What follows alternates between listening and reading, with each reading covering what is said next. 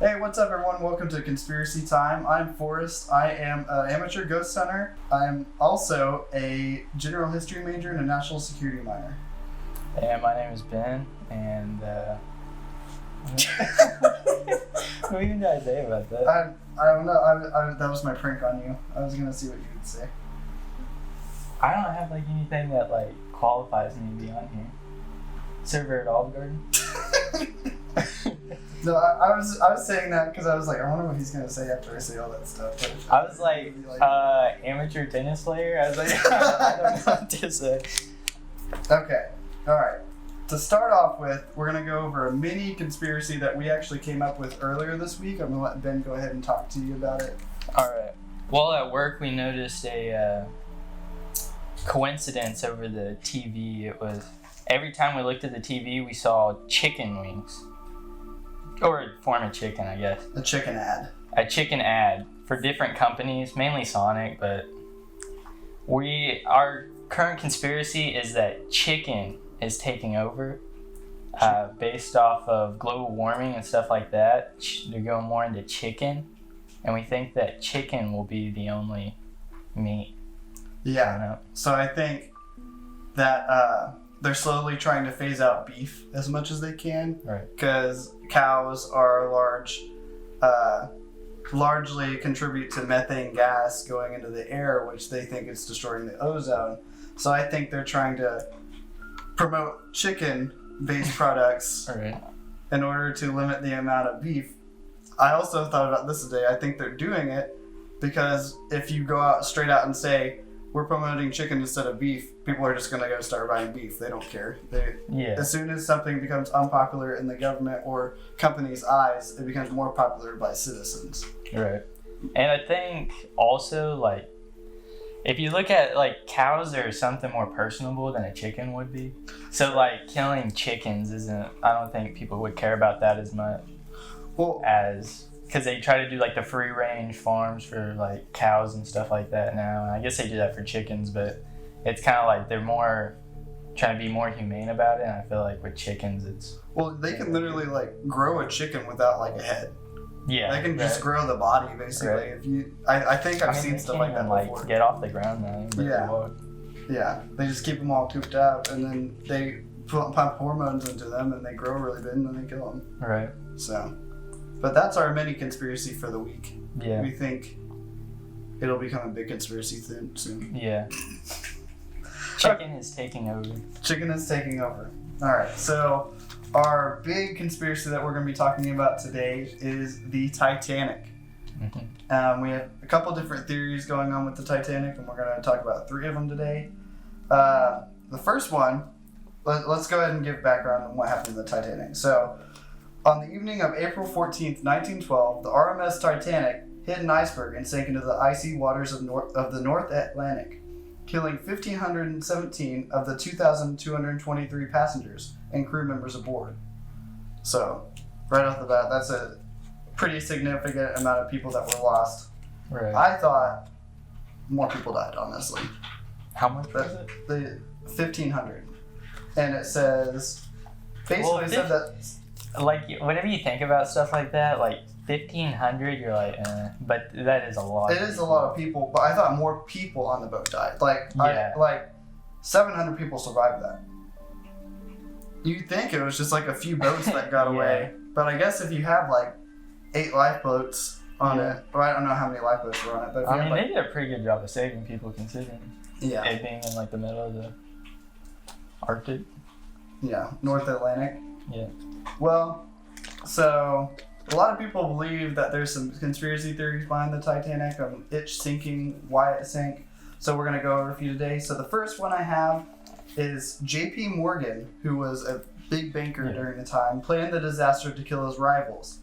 So according to this theory, millionaire banker J.P. Morgan planned the Titanic disaster to kill off rival millionaires Jacob Astor, Isidor Straus, and Benjamin Guggenheim, who all died aboard it. Mm-hmm. The theory hinges on the fact that Morgan had originally planned to sail on the Titanic, but changed his mind shortly before it took off. obviously doesn't explain how the ship hit an iceberg and killed a bunch of people. Yeah. But all the men died. It says that Morgan planned to kill them because they opposed the creation of the Federal Reserve. So there's that one. Yeah, I mean, I could see that. Yeah, it makes sense because it's also interesting that it's kind of like similar to like some people were supposed to be at the World Trade Center, or like famous people were supposed to be on these planes to the World Trade Center and they magically didn't. He was supposed to be on the ship and then he didn't get on, which is interesting. But like if you're a millionaire banker, I'm sure plans change. Yeah, you probably have plenty of other things you could be doing. And I don't know how he would have sank it. It just doesn't explain how he could have caused it. There's too many like variables. Like, how do you just force him to hit that? Yeah. I don't know. I guess unless you have like inside people that are like controlling the ship, and you're like, yeah, but then they're gonna die too. Yeah, that's just a lot of people to kill 3 people. There's other ways to do that. Yeah. But I guess if he did do it, it worked. He got all 3 of them killed. Okay. So the second conspiracy theory that we're talking about, and it's the most believable one, the Titanic didn't actually sink. This theory suggests that the Titanic was switched with another White Star Line ship, the RMS Olympic. The Olympic was damaged while sailing from Southampton, England, to New York in September 1911, and had to return to Harland and Wolff Shipyard, which is where they made the ships, in Belfast for repairs. The company repaired the Olympic, and it sailed to New York and back. It returned to Belfast for more repairs in March 1912, a few weeks before the Titanic set sail. So the ship already has like a bunch of problems. Yeah. Going into it. I think I've heard of the Olympic before.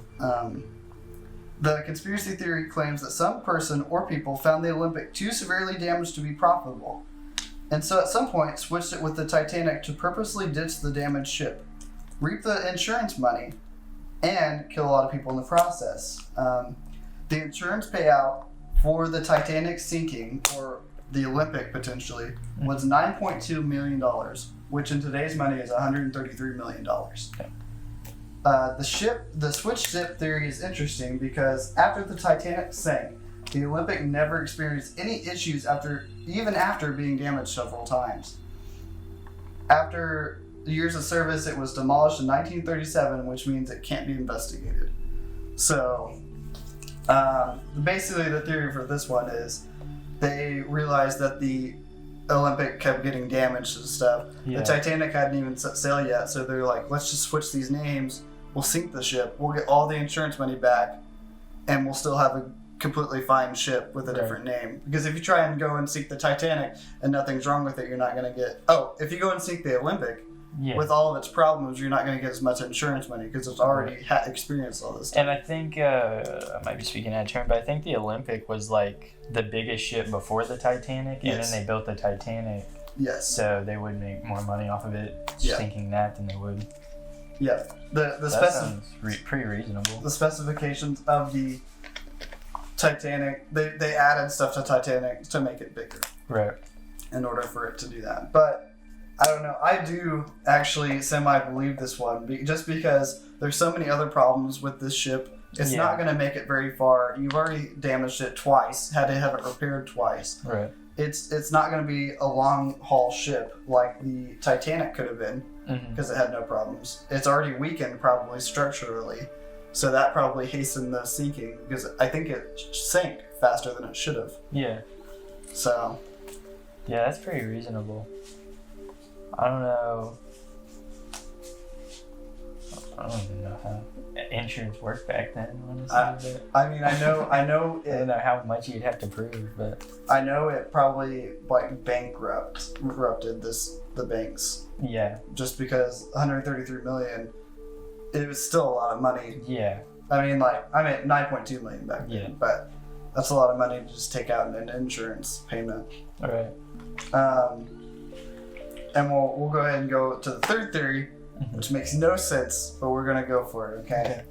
All right. So one of the passengers who went down with the Titanic was named William Stead.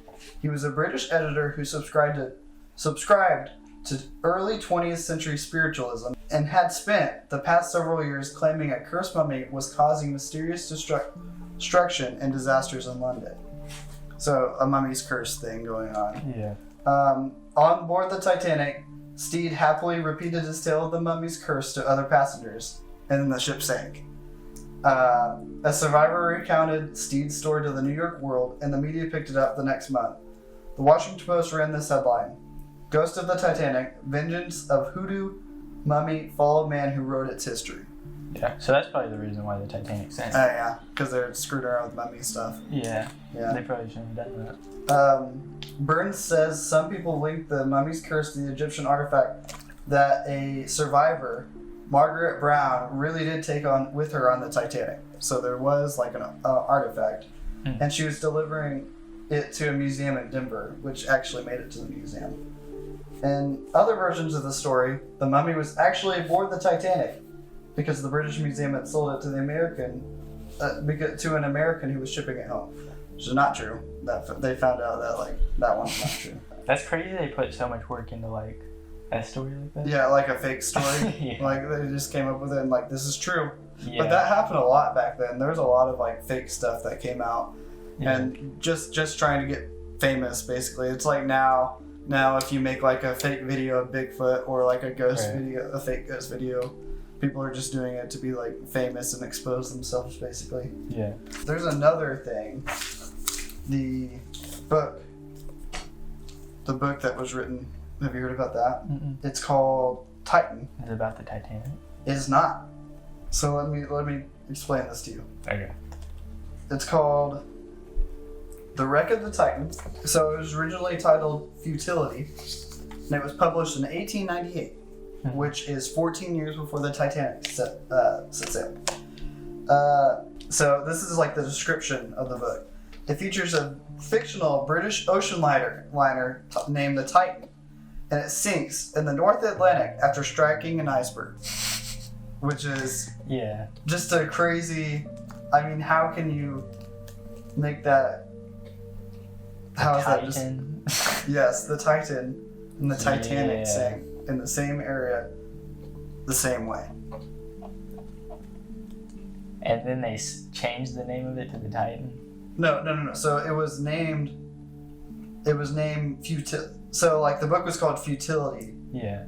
But the ship was named Titan the whole time in the book. Why have I never heard about that? You never heard about that? Okay. No, I've never heard about that. This is from Wikipedia, so I'm just going to read the similarities to the Titanic. So although the novel was written before the RMS Titanic was conceptualized, so before it like was even made, there are some uncanny similarities between the fictional and real life versions. Like Titanic, the fictional ship sank in April, in the North Atlantic, and there was not enough lifeboats for all the passengers. There are also similarities in size. So the Titan was 882 feet long, and the Titan was 800 feet long. Titanic was 882 feet long, so it was 80 feet longer than the Titan in the book.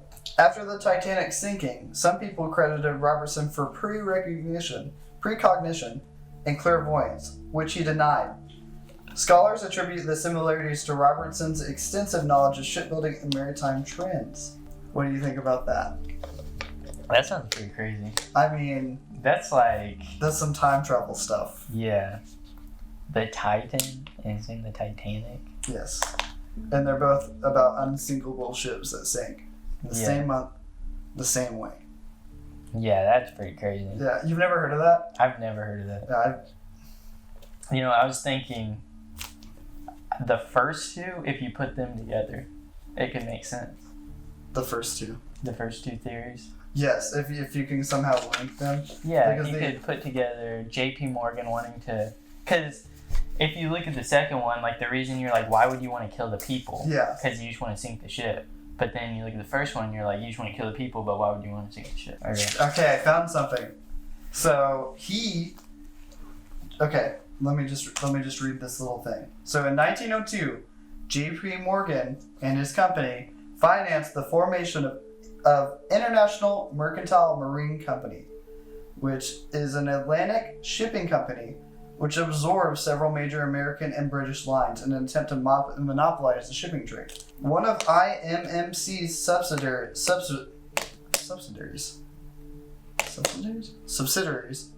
I can't Something like that. one of those words, Yeah. was the White Star Line, which owned the RMS Titanic. The ship's famous sinking in 1912, the year before Morgan's death, was a financial disaster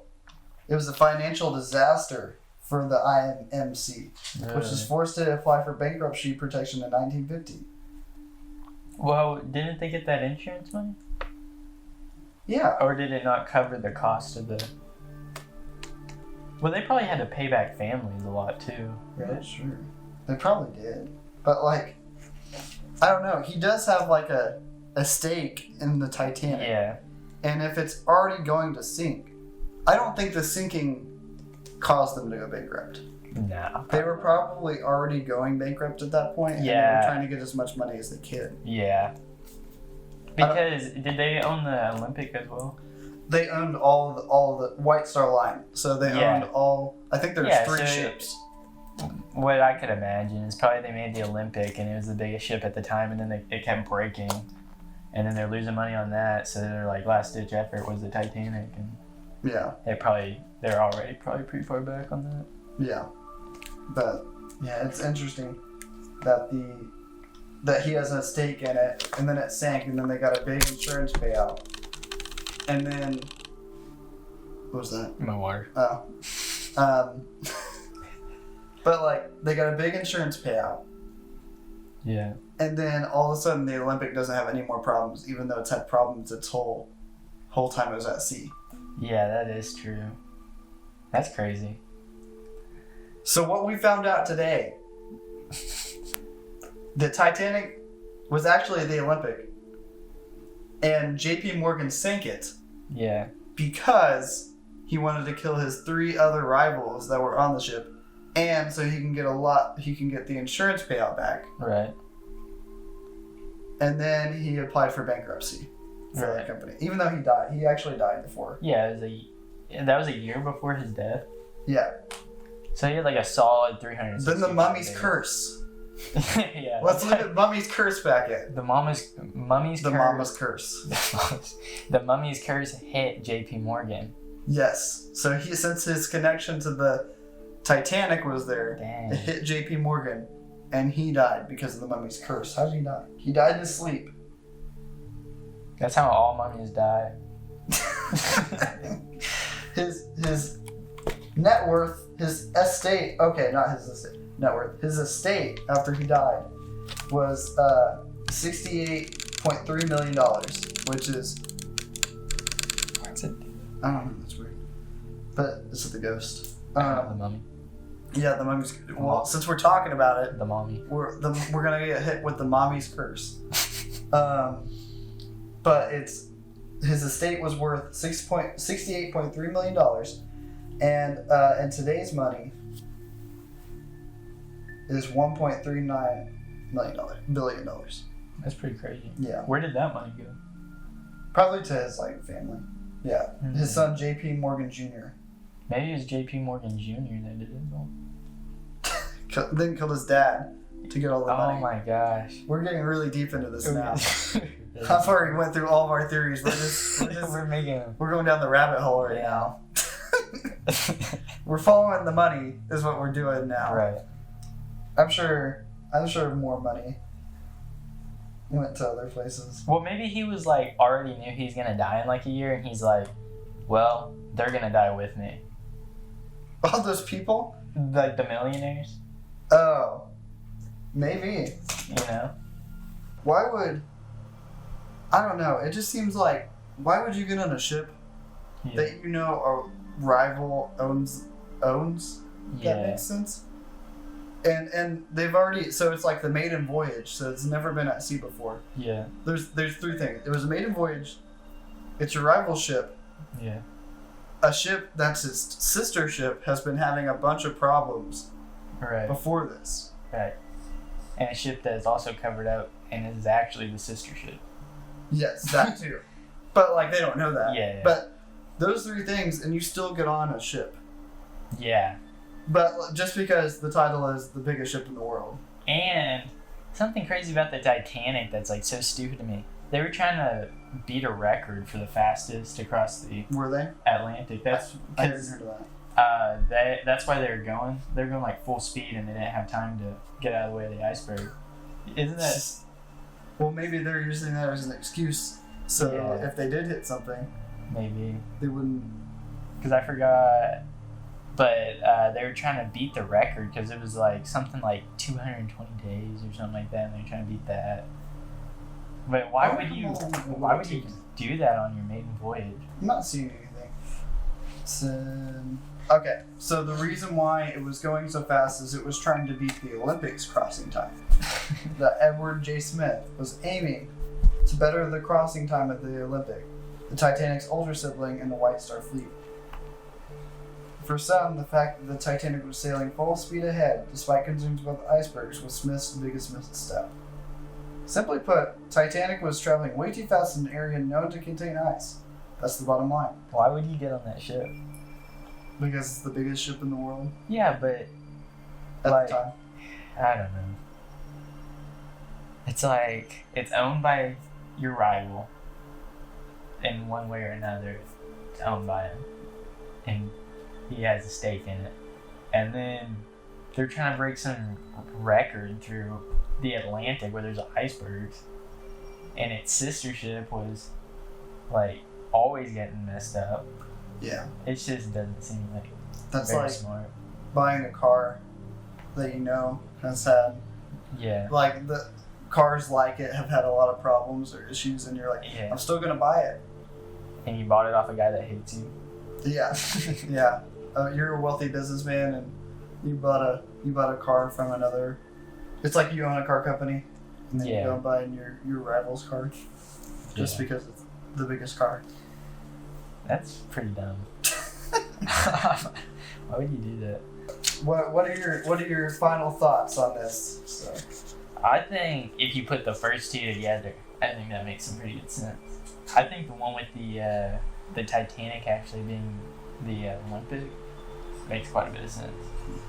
The JP Morgan thing might be a little bit of a stretch, I'd say, but I think switching those out, even if they didn't do it for the insurance money, like if they were just like, if we're gonna go put this much money into a ship and then send it across the Atlantic, we don't want to break it. I mean, that Yeah. makes sense. But I think all three of my theories that I wrote down are true. I think that J.P. Morgan had a stake in the Titanic, and he knew those millionaires were going to get on his boat, yeah, and he knew that the Olympic was crap, just a crappy ship. right, So he switched them. He said, switch those ships, yeah, switch the names for me. We're going to send that one out. And if anything happens to it, something happens to it, we kill two birds with one stone. yeah. The mummy got on the ship. Not the mummy, the mummy artifact. The mummy artifact gets on the ship. Right, The mummy artifact gets on the ship. yeah, Curses the ship. So no matter what, it's going down. But the mummy's like, hey, this guy already screwed over everyone on the ship. I'm Yeah. gonna go get him. Goes and kills J.P. Morgan. The ship sinks. yeah. And that I is my think- theory. Or hear me out. When the ship sank, they kept the artifact, and it came into JP Morgan's hands. Okay, how did it do that? Because it went to a museum in Denver. Yeah, So it came into his hands up you know how those things happen. there. No, I don't. I mean, come on. Yeah, we're putting things together right now. We are. We really did put. We really did somehow stretch We three totally different things some into one. theories into it. I think the first and second one actually go pretty good. Yeah, I feel like something is fishy there. Really, okay, I don't actually believe that the mummy did anything, but that's Yeah. just a fun little thing to throw in. But I do feel like it's plausible that the ships were switched, Yeah. and I'll probably add some like pictures in there too. If I was to believe any of them, it'd be the one that the ships are switched. Yeah. And I feel like... Because you said they didn't have any problems with the Olympic after that? Yeah, which is weird. Yeah. Your ship, all of a sudden you fix your ship and it sails for how long? What year did it retire? 1937. So it went 25 years. Yeah. That's Yeah, 25 years after it had so many problems.